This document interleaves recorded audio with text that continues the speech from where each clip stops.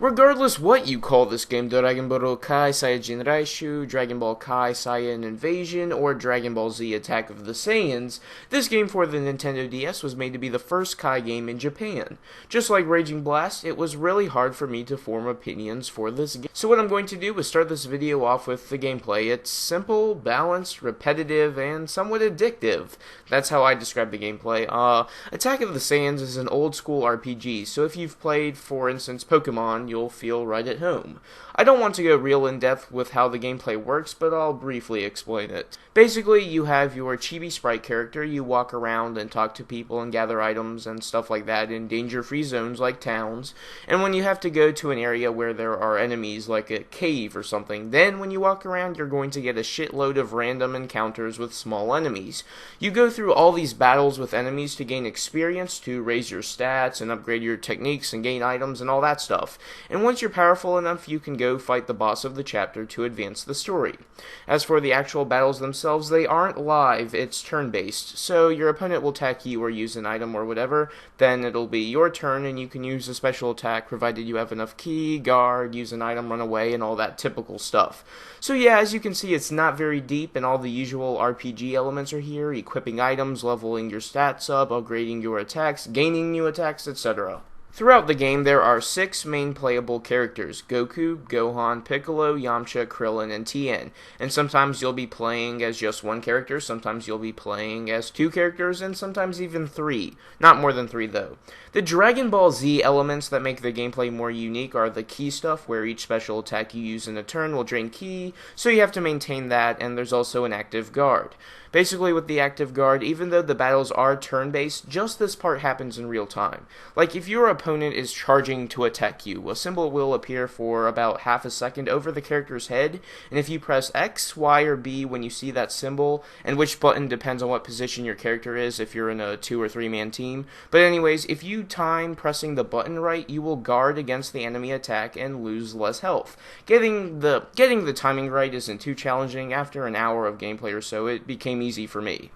So, is the gameplay good? Well, this really isn't something I can say yes or no to. I mean, honestly, it depends how much you like RPGs, and more specifically, old school RPGs. For what it is a pretty decent and engaging system. Nothing spectacular or outstanding, but good. I'm not really an RPG fan. I bought this more for the story than the gameplay, so I personally wasn't too fond of it, just because you have to fight all these random enemies, and you usually use the same techniques over and over, and I just felt it was repetitive, and it got boring for me. For other people who are RPG fans, this is pretty addictive, and you should enjoy it. So overall, the gameplay is either addictive or repetitive. It just depends. Before I get to the criticism part of this review, I just want to highlight some things that I did like in Attack of the Saiyans.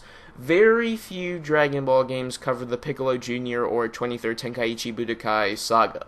It's like the most overlooked part of the whole Dragon Ball series, and the first few hours of this game is dedicated to it. And then of course the rest and majority of the game covers the Saiyan stuff, but you do gotta give them credit for covering the 23rd Tenkaichi Budokai saga. Another thing that I liked were the graphics. The character sprites I thought were a bit too small at first, but whatever, they are really good looking. But even more impressive are the background sceneries. They are very detailed and colorful and nice to look at.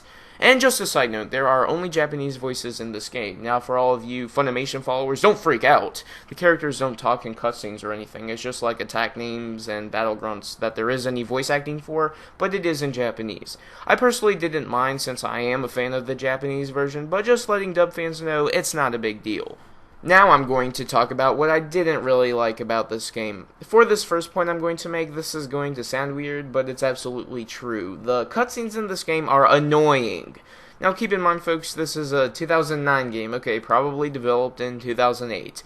This isn't something from the 80s or 90s here. What happens is that there are plenty of cutscenes in this game to progress the story or whatever, right? Let me show you what happens in every cutscene in this game.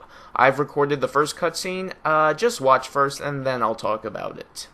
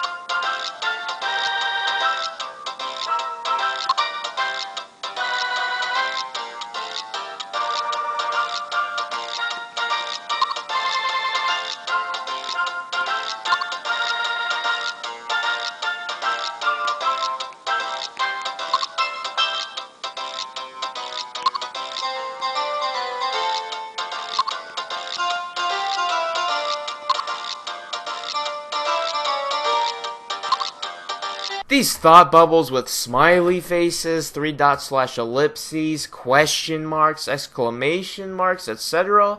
These thought bubbles appear almost in between every line in every cutscene in this game. It's annoying, and you probably didn't mind it too much watching it just once in that cutscene, but if you have to watch 100 cutscenes in this game, all of them having those annoying bubbles, you'd get tired of them too. My next complaint has to deal with the amount of ridiculous filler in this game. Now, the fact is, if they didn't use filler from the anime or filler made for the game, covering just these two small sagas would make Attack of the Saiyans really short. And I'll give them this, some of the filler is creative and even good, especially before Raditz's arrival in my opinion, but some of the filler is just dumb. Okay, so once you get to King Kai's place in this game, you have to go down to Earth to gather all the Dragon Balls as dead Goku. Yeah. My last complaint with Attack of the Saiyans has to deal with the fact that it didn't use any of the capabilities of the original DS, let alone the upgraded models. If they released this for the Game Boy Advance, it would work perfectly. Sure, they'd have to modify like 3 minor things, but really, this game in terms of being on the DS has nothing to offer. I mean, they made it because of Kai and not anything else, and on this gripe, I don't really care that much, I'm just saying here, The filler and the cutscenes are a lot more important to complaints. So overall, I'd give Attack of the Saiyans a 7 out of 10. What a surprise! Because that's also what I gave Raging Blast and Revenge of King Piccolo, the other two Dragon Ball games that came out alongside this one. So all autumn 2009 Dragon Ball games get a 7 out of 10 from me.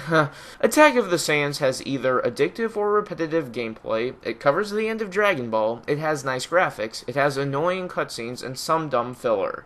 That's about it. Please rate, comment, and subscribe. See ya.